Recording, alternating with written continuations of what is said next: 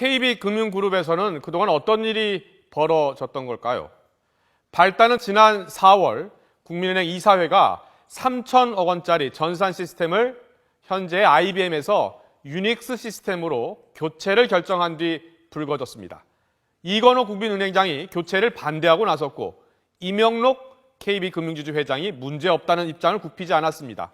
이명록 회장과 이건호 행장의 집안 싸움이 시작된 겁니다. 당시 YTN 보도 내용입니다.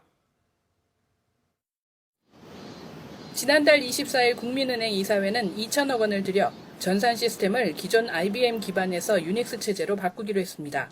이후 정병기 국민은행 감사는 새 시스템 도입 비용과 위험도 산정에 문제가 있다는 감사 보고서를 감사위원회와 이사회에 제출했지만 보고가 거부됐습니다.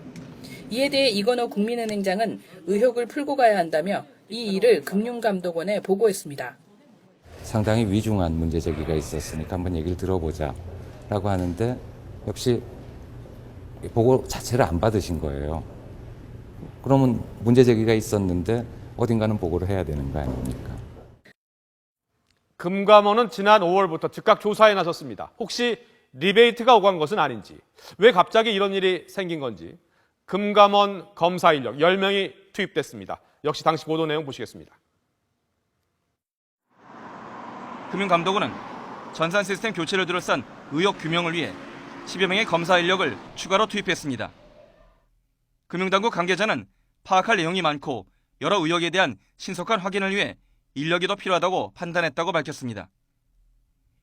국민은행과 KB금융지주의 법규 위반 여부는 물론 리베이트 의혹까지 철저히 파헤친다는 방침입니다.